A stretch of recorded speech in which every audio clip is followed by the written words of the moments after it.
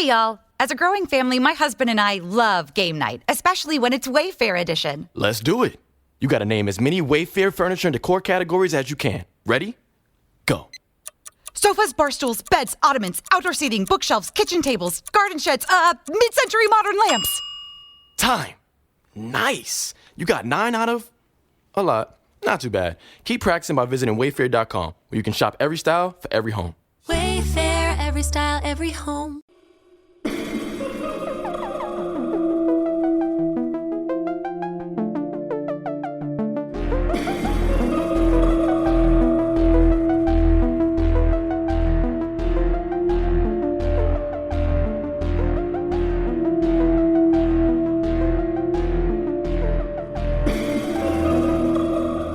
Welcome to Laughing in the Dark, an Are You Afraid of the Dark rewatch podcast.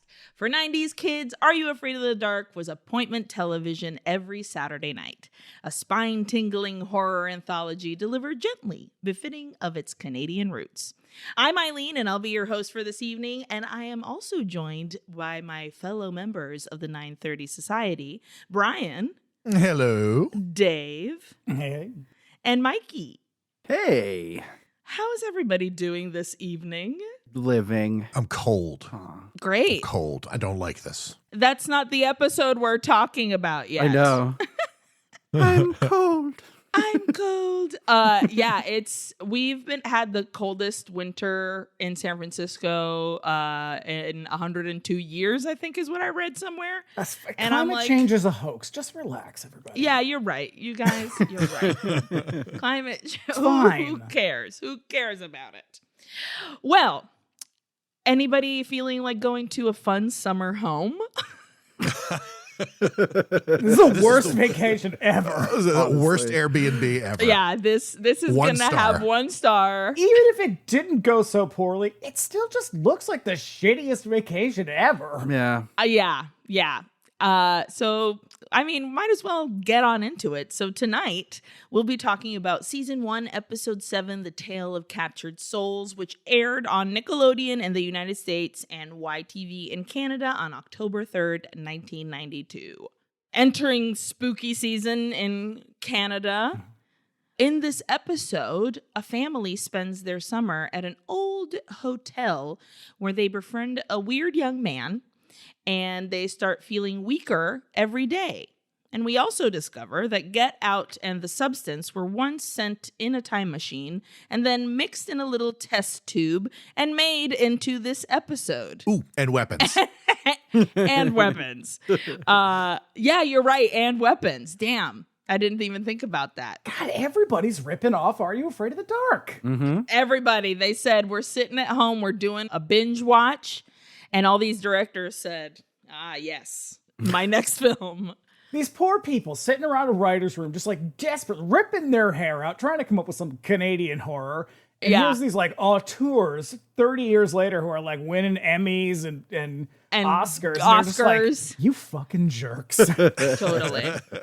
That's my Oscar. Do you guys remember this episode? I remember the image of the young man, Peter, and that's all I recall. He is tough to forget because his hair is the fucking worst. Wow, it is a choice. Mm-hmm. Yeah. Do you think they cut his hair for this episode?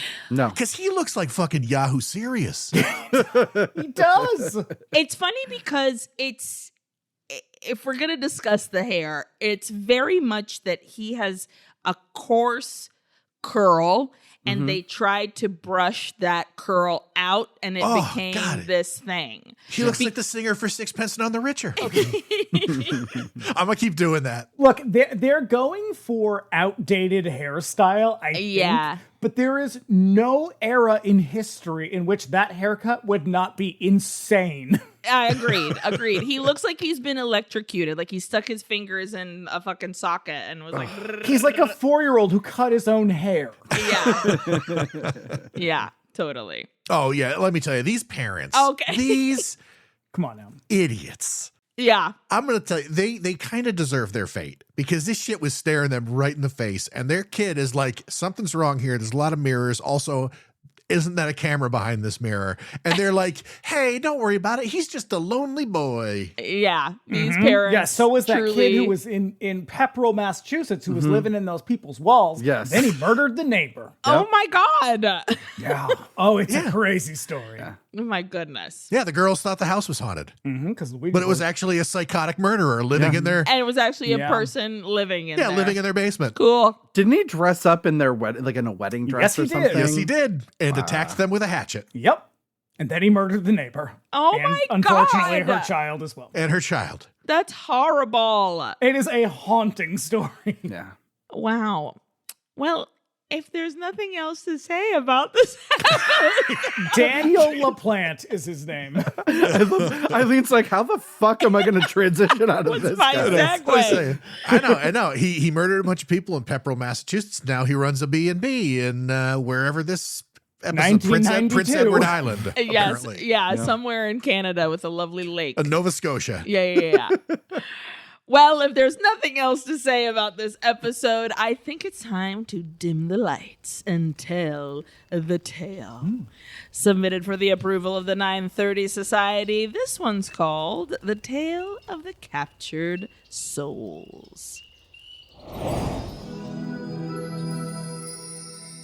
Our episode opens with us finding out that Eric is a Taurus because he was born on April 28th. And I was like, okay, Eric, our gay king, because now he's producing heated rivalry. He is a pantsless priest in Letterkenny.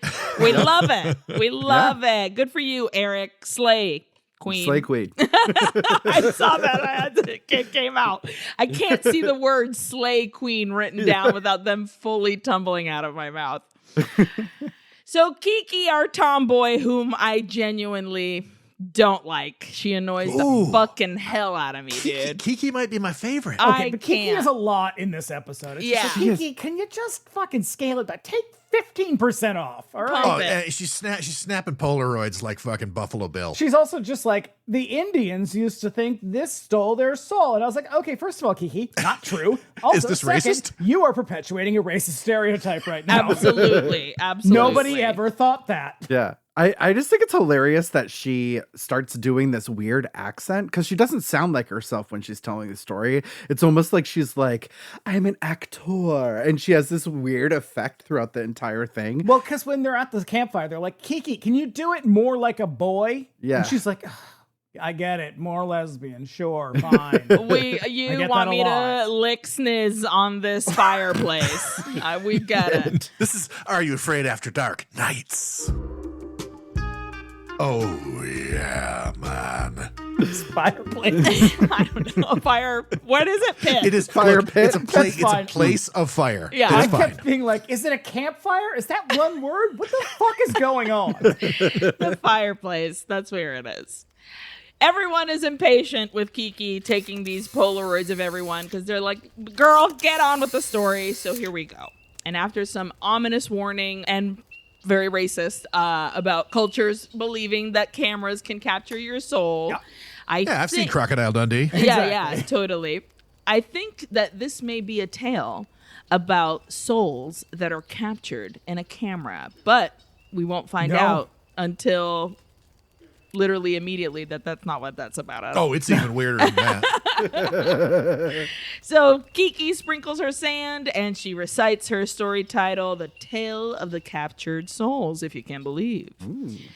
We see a lovely hotel. Well, lovely, homely. We see a hotel by a lake, and a family drives up as Kiki tells us that the ad for the hotel read, "It was a place you'd never forget."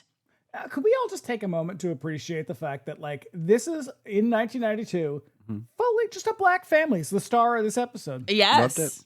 Loved it. Canada doing it. Yeah. Thank you for showcasing black families on your media. Important. Now, do they look like their characters pulled right out of Coming to America? Yeah, a little bit. Listen. This came off the set of the Soul Glow commercial. Oh, my goodness. So Danielle and her parents, a dad with the most epic mullet you've ever That seen. is a Jerry Jerry Curl. Curl I mullet. love it. It's I love this guy's hair so fucking much. That's so good. out. Like it is Yeah. gorgeous. Lionel Richie is the Yes, best. shaking in his boots after he saw that mullet. Beautiful. And Mom is wearing a shirt that I'm sure I've seen on sale at Margaritaville, and it's just the most flowery, boxy thing I've ever seen.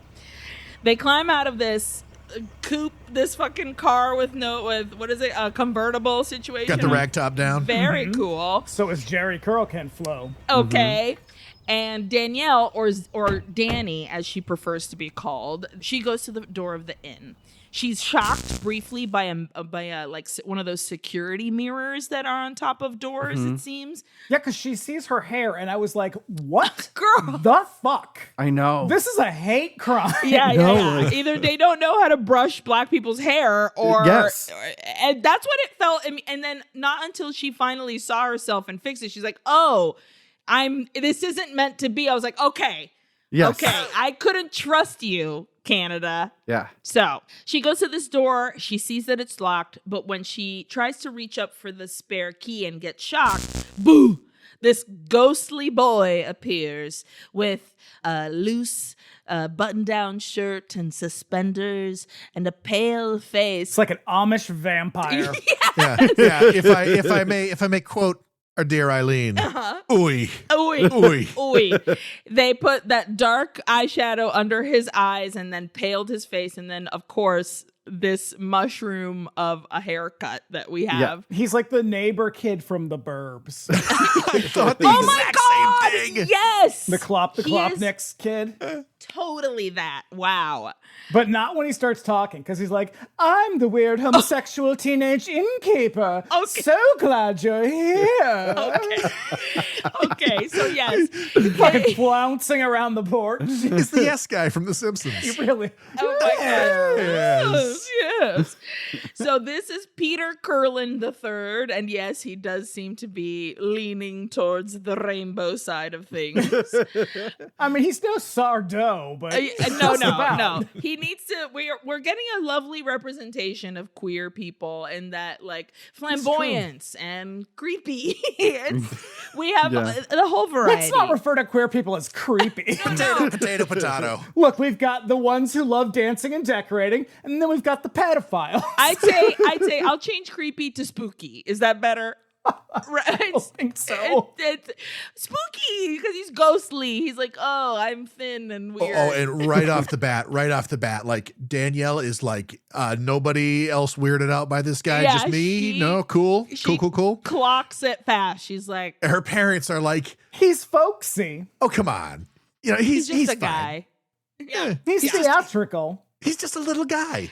So our creepy friend says, please, the Solomons, come with me. Let me show you to your rooms. And he takes them up to their rooms where every single fucking wall is covered with a mirror of some sort. And when Dani asks, what's with all these fucking mirrors, my dude? Peter reveals that his family collects them. That's not weird at all. Nothing No. weird about that. Yeah. That's perfectly normal shit. Yeah. Well, of course. And Dani is very rude and is like, they sure like to look at themselves. It's like, okay, girl, calm down. You don't know. But then after she says that, he like turns and like sashays down the hall. It's true. And he's like, we're like, yeah, he absolutely It's like, does suck it, love Danielle. Yeah, bitch. I got to check my shit every day. Okay. Yeah.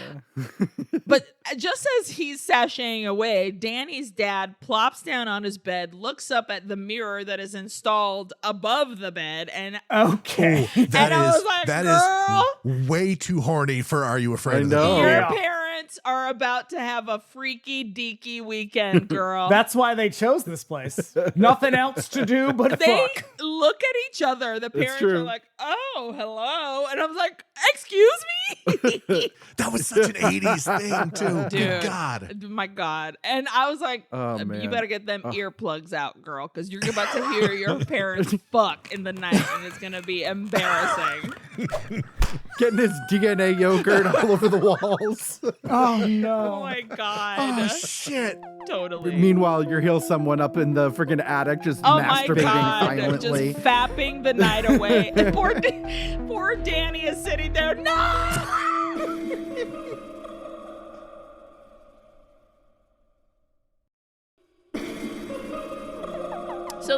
So this is the parents' room. So then Peter takes Dani to her bedroom, but not before calling her Danielle and her telling him that she hates being called Danielle. And I, as a Danielle myself, say, shut the fuck up, Dani. Danielle is a perfectly fine name.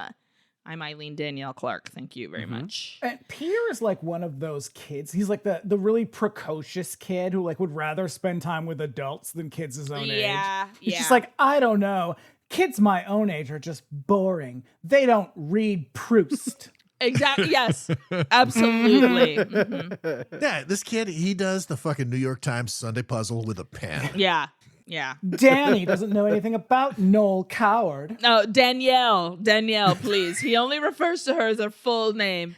They go to Dani's room. It's all pink and sweet and cute. And she has one huge, big oval mirror on a stand standing right in the middle of the room. I'm like, guys, Architectural Digest would shit all over this room. Dani's mom asks Peter, hey, dude, your parents, where they at? I'm trying to fucking check into your hotel. And Peter's like, don't worry, my parents aren't here. He doesn't have this accent. I wish he did. Oh no, he has his voice. His voice is insane. He's just like, we don't have any other guests this week. I made them all very uncomfortable and they went away. Exactly. So he's like, my parents went on a cruise and they won't be back for several weeks. But I'll check you in. Okay. And Dani's like, you're here alone, my guy? And he turns to her like a creepy doll and says, not anymore. Girl.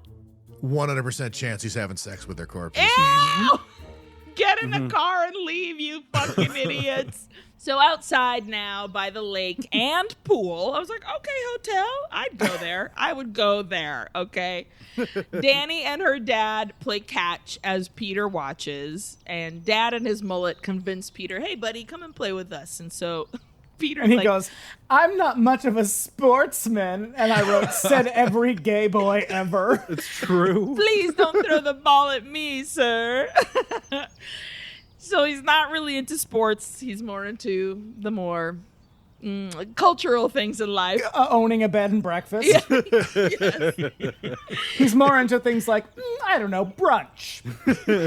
But still, he's like, okay, I'll come, but continues to prove the point that he's not a sportsman by missing completely this ball that is very easily catchable. But nope, he's like, ugh. And then he throws it back at the dad, just like, my goodness. Honestly, it feels homophobic. It really But does. you know what? It also feels true because let me tell you, Mushroom Boy, I feel your lack of athletic prowess. That was definitely me when I was a child. Oh, I Yeah. would just be like, no. I was out like picking dandelions in left field, and my dad was just like, "Oh Jesus, this kid." Well, they also tied you to a tree, so. That's very true. God, That's true. Mikey.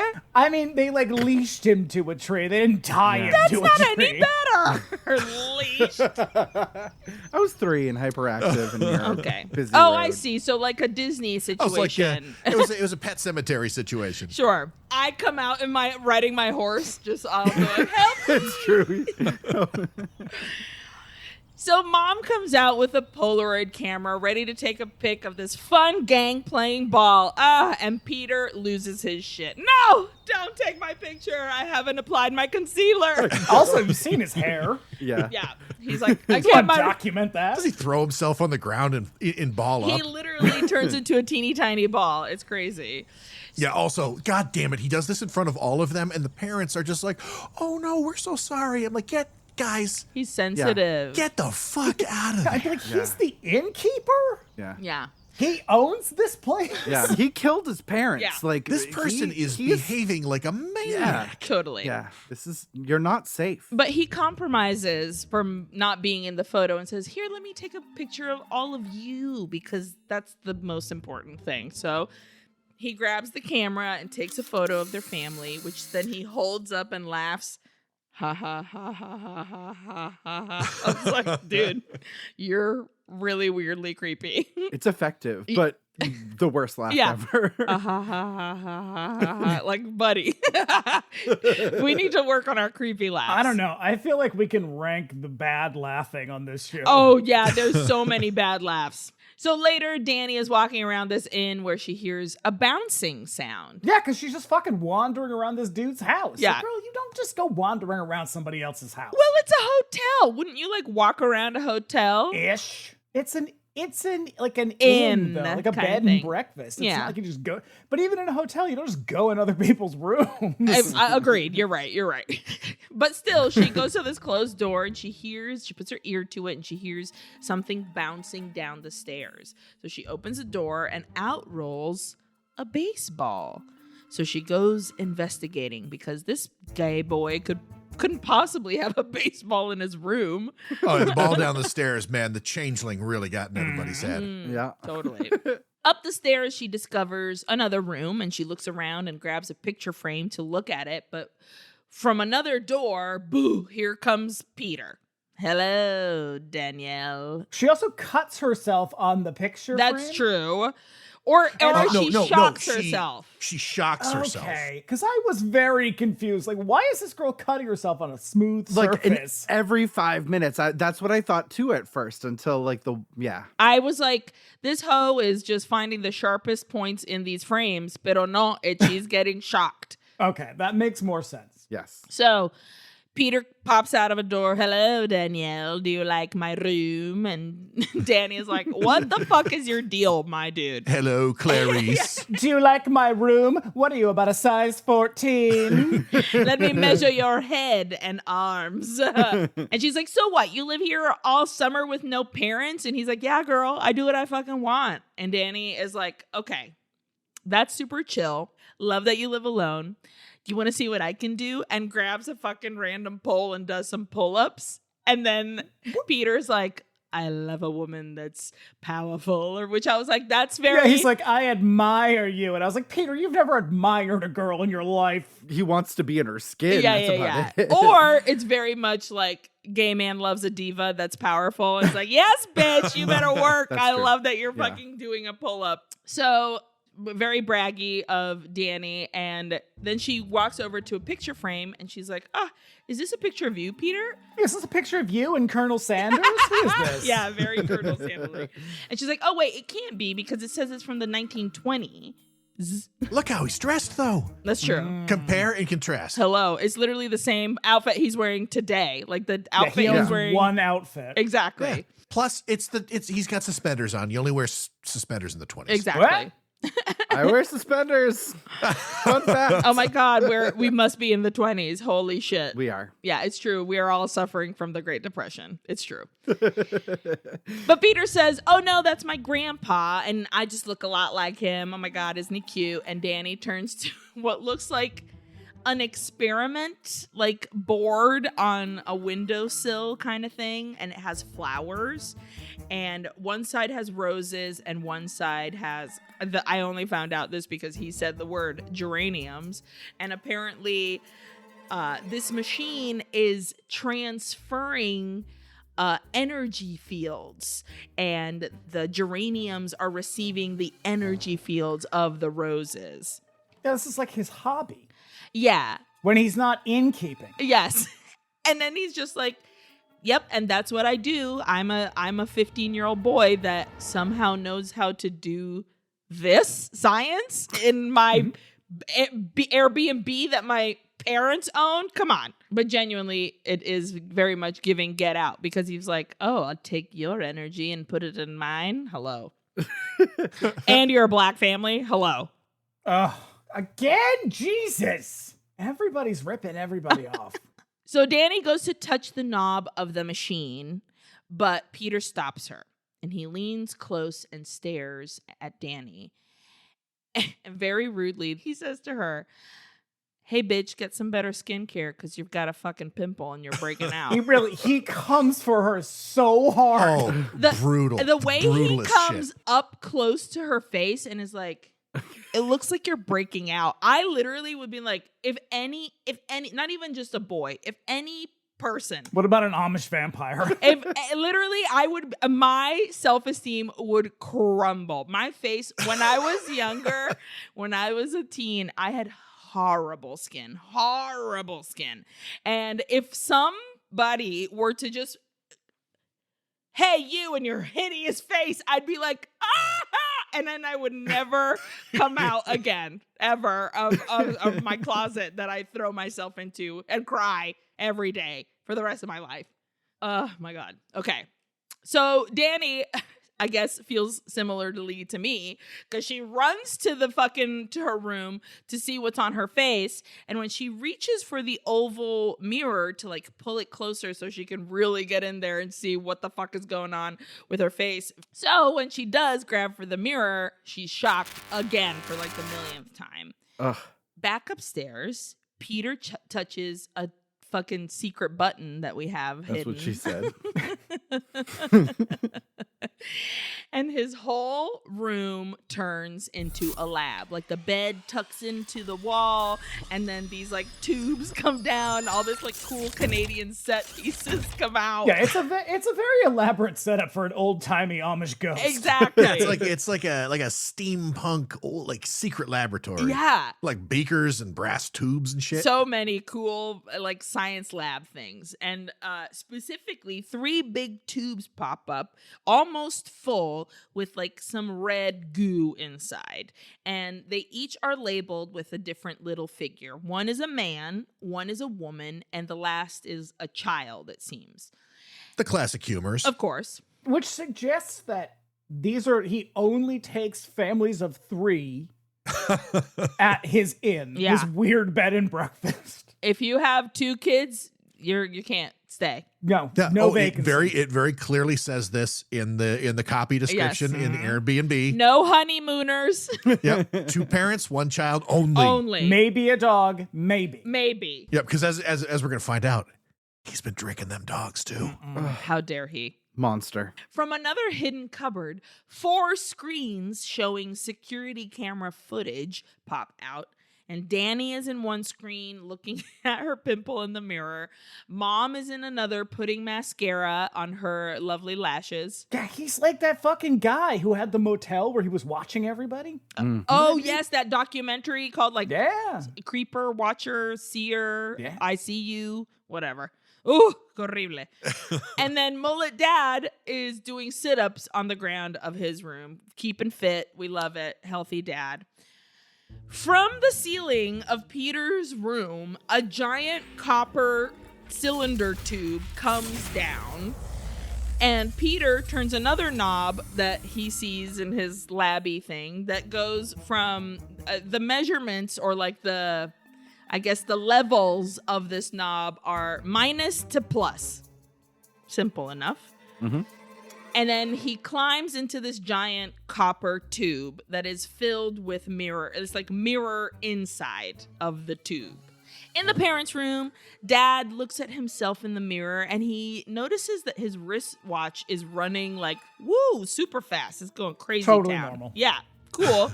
And he checks his like, I only know the word in Spanish, his entradas, like his hairline, yeah. And he's like, are they getting a little grayer? Am I maybe receding a bit? Bitch, if this is getting a little grayer since you got here, I know. Something's wrong. You Yeah. need to go to the hospital. Yeah. It's like I said, these people, they have no survival instinct. No, not at all.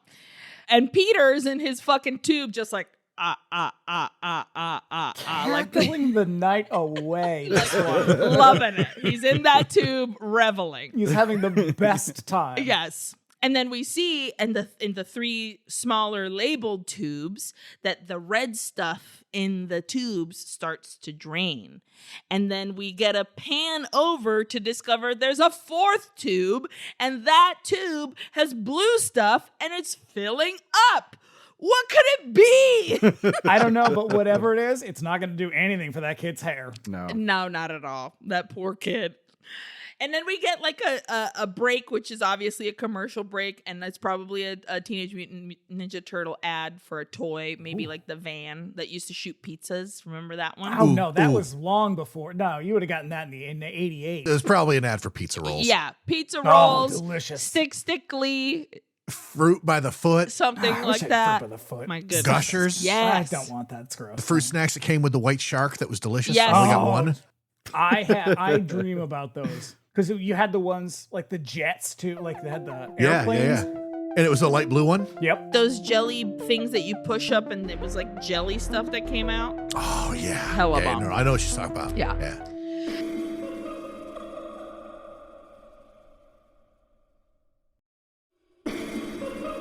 So after our whatever cool 90s commercial we got, we're back to the Midnight Society, and they're looking at the Polaroids that Kiki very obnoxiously and like intrusively took of them. She's like, click, bitch. Okay. And badly. She's just a bad photographer. Oh, yeah. These photos all look like their last known photograph. Yeah. They're giving that to the They're like- police when eventually they are all killed in that forest. And they're all asking like tons of questions. And I was like, who's the bad storyteller now, Kiki? Exactly. Why didn't he want his picture taken? And what was in that cylinder? And why are there mirrors all over the place? Exactly, says Kiki. Mirrors. Just like in the rest of the house, they were all over his cylinder. Now, I would have been the one in the back, like, no, Kiki, you did not get. That's not what I got from your story so far. And everybody is like, you're right. Should we all kiss Gary? Thank you. One at a time, maybe. Let's get in line and I'll kiss Gary. They're the weirdest polycule in the world. See, that's why it's on at night. Exactly. Only the adults are being like, I see what these kids are doing. Back outside, playing ball. Peter seems way more upbeat this time and pulls a Babe Ruth, points to the outfield, and he knocks one out of the park.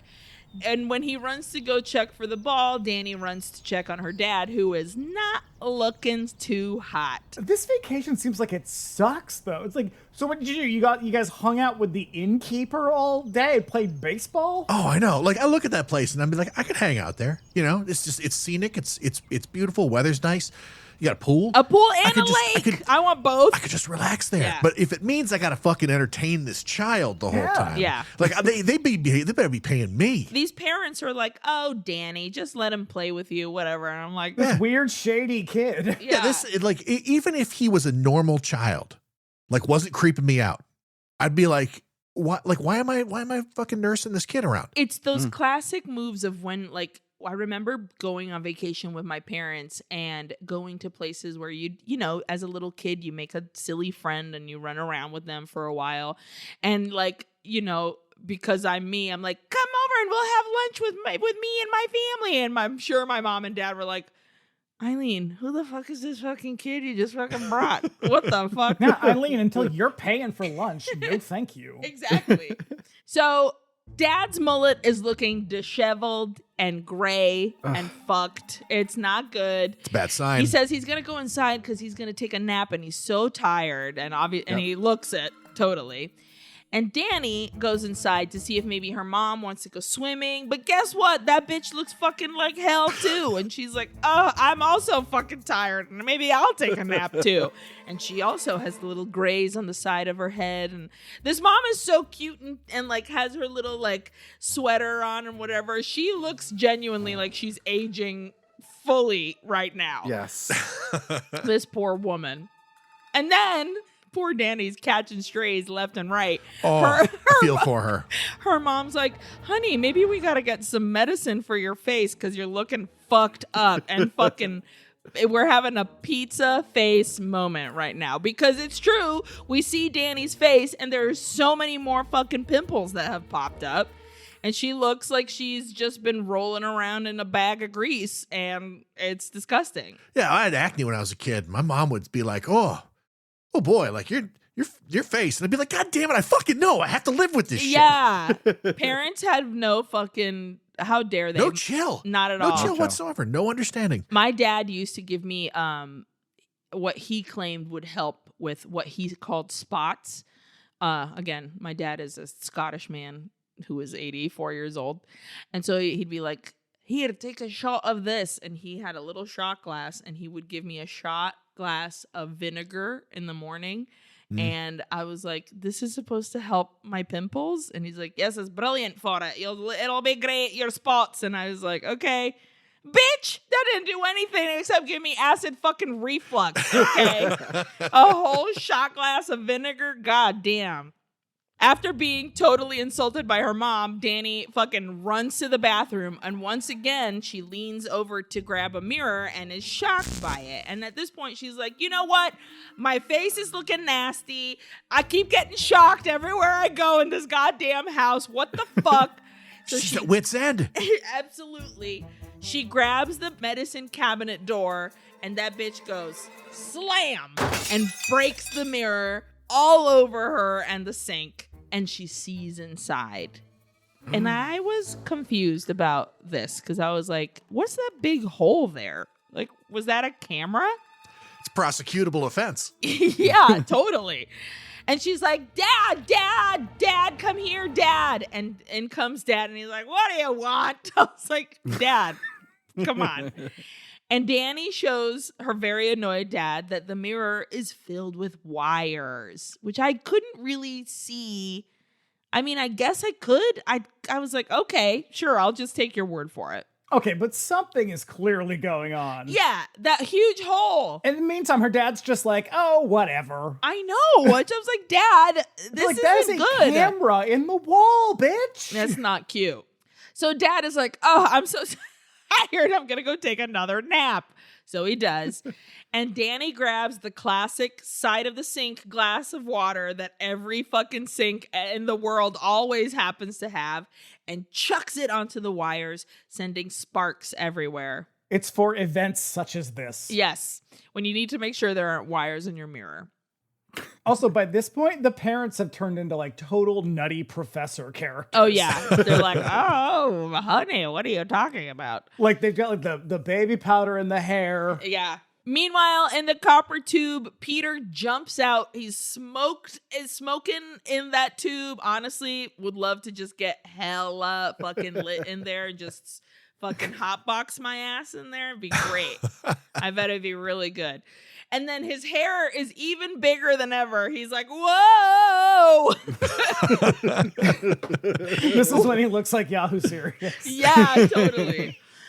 Outside, Dani has entered a part of the yard that was really hidden by trees, and she discovers, guess what?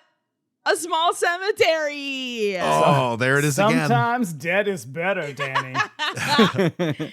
And one of the grave markers reads Peter Curlin III, 1907 to no death year.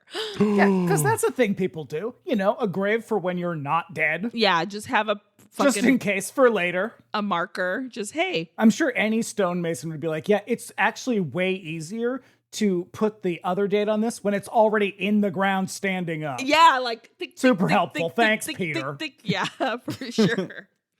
But then she goes to another little part of the cemetery where she sees some fresher graves have been dug, and the markers aren't like gravestones. They're actually like wooden shapes of, one of them is a woman, the other one a man, and the other a child. And in the actual like shapes of these people, there are those like the old-timey lines that you do in jail to mark the passage of time. Hash marks. And Peter is not at all subtle. No He's like, way. not only am I going to keep them in the shape of the thing that's buried in this mass grave, I'm also going to tell you how many of them are here. Exactly. So back inside, Dani starts taking down all the mirrors or turning them around when her mom comes in. And she's like, Mom, stop looking in the mirrors. It's the mirrors. It's the mirrors. And at this point, her mom is just full on Eddie Murphy's old lady from Nutty Professor. Yeah, for sure. And she's like, Mom, can't you see that you've aged so much in just a couple of days? And in comes Dad, who is just as elderly seeming. And he's like, oh, my hip. Might as well have said. And she begs her parents, please, let's get out of here. You're both old, and that's disgusting. And also, this vacation sucks. I just keep doing softball with this weird pervert. I hate this guy that we're living with. Exactly. So Dani goes up to Peter's room looking for him, and he's nowhere to be found, but she does find the secret button that reveals his lab. Mm-hmm. I also like that there's like weird, like funereal organ music playing in his bedroom. Yeah. Da, da, da, da, da. That's Phantom of the Opera. She pushes the button. She sees all the tubes come out and all the shit, all his lab unfold. And she notices that the man and woman tubes with the red stuff in them are almost empty and that the blue tube is almost full. And she also discovers the screens with all the hidden camera footage on it. And she sees her parents in one of the rooms. And they're being served tea by someone we haven't ever seen before. And it's an older man that Dani doesn't recognize. Oh my God, it really is Get Out, isn't it? It's Get Out, you guys. I told you. An old man saying, I take your essence. There needs to be a reckoning. Yeah. Okay? I demand reparations for these Canadian writers. Exactly. So Dani is like, holy shit, let's go downstairs and see who the fuck that guy is. She presses the lab button to put everything away. Clever girl. Didn't never let them know what your next step. And Dani runs downstairs to her now comically elderly parents. And she asks, who's this new person? Is this a new guest that has arrived? But who pops out from behind that big old chair but Peter, holding a cup of tea and being a creep. She's also running at this point like she's like on the deck of a cruise ship in rough waters. Like for some reason she's just like the room is moving or something. Yeah, she's like, I'm so discombobulated. My parents are elderly and there's a man with a crazy hair running after me. Story of my life. So Dani, in full shock, runs out, grabs a very convenient bag that happens to be on the porch, and runs to the cemetery in the back. And she counts the lines on the grave markers in the shape of people that we saw earlier. 21 men, 15 women, 34 kids, and shock of all shock, 10 fucking dogs. This fucking monster. Yeah. Peter's on site. Straight up. How dare you? And what? Did you get like zoomies when you sucked their essence, and were you like running around and like trying to fucking eat a lot of meat? Yeah. I don't know. Licking his balls. Licking his balls, exactly. Mm-hmm. But oh no, Peter is here in the cemetery with Dani. You discovered our plot, sweet darling, and you are right. I was using those mirrors, and after tonight, you'll be all alone. So maybe you can stay and we be friends? Please? Yeah, that's not how you make friends, Peter. No, Peter. Come on. You don't start by murdering their parents. Exactly. Your parents are checking out and the process is almost done. So stay here with me forever, Dani. We can be young. But Dani grabbed that bag from the porch for a fucking reason. She reaches in there and she takes out a very convenient Polaroid camera. And she snaps a picture of Peter and it stuns him, but it's too late, he yells. You don't have any time, as Dani runs back to her parents in the inn. She grabs a mirror from her room and runs up to Peter's room, and he must be able to teleport because that bitch is already in the fucking copper tube soaking up the rest of her parents' juice. You know what I mean? And he pops out. Dani holds up a mirror to him. I know what you're doing. You're using the mirrors to suck up people's souls to keep yourself young. How old are you really? 80 or 90, you old bitch? You monster. And then she pushes him and locks him up in the tube. And she heads to the plus and minus knob, which is very, very scientific, you guys. Okay. Mm-hmm. Every lab has a plus and minus knob. I appreciate a user-friendly panel. Right? It's true. So she turns the knob, which at this point is turned all the way to plus. She turns it all the way to minus. Yeah, get him. She's like, you messed with the wrong girl, Petey boy. When she said that, I was like, Dani, no. You're lame. Dani, come on. You're so cringe. And he begs for her, Danielle, no. And then she says, and don't call me Danielle. It's got to get that one last dig in. Yeah, how dare you? But also you have bad skin. Bye. Yeah, and your hair needs a keratin treatment, you bitch. So she goes to check on her parents, who are now back to their youthful mullet-wearing selves. And they pack up their shit. And at the car, Dani hears a voice coming from the front door of the inn. Who could it be? Goodbye, Goodbye, Dani. Dani. Goodbye, Dani. It's a And I wrote, Peter just wants to let her know that he's going out back to end his life now. He's fully gonna go Jesus. blow his brains out. And it's a tiny old man inside the house at the front door. He says, I'm going out back now to be with my family. Enjoy your youth while you can. And they all pile in the car, not Peter, obviously, but not before Mom shows Dani a Polaroid of an old man wearing the same outfit as Peter. And she said she found this out in the back. And Kiki's voice comes back in as the family drives away. See, she says that Dani never actually told her parents the truth about Peter. And that you see, sometimes pictures do tell the truth, whether you like it or not. Kiki announces her camera has one shot left, so she sets it up for a self-timer on the Polaroid. The gang packs together and they all smile, and we see the Polaroid of the Midnight Society set up against a rock. And no sand in the fire this time. That's bad fireplace safety. How Yep. dare they? Smokey's pissed. Smokey's super pissed, and he knows who did it because they left a picture on the scene. It's true. Well, on behalf of everyone on this pod, I want to thank you for taking the time to get spooked with us. Check back in 1 week when Mikie will be telling us another chilling tale. Until then, you can find me, Aileen, at Uy Que Horror, Bryan and Dave on Bring Me the Axe and 99-cent Rental, and Mikie on The Rewatcher. Laughing in the Dark is written by us and produced and edited by Mikie Soroyce, with music by Brian White. Our incredible key art was created by Vin Elio. You can keep up with us in between episodes by following us on Instagram at laughinginthedarkpod, or you can email us at laughingpodcast@gmail.com. And if you're listening on YouTube, be sure to like and subscribe. We sure would appreciate it.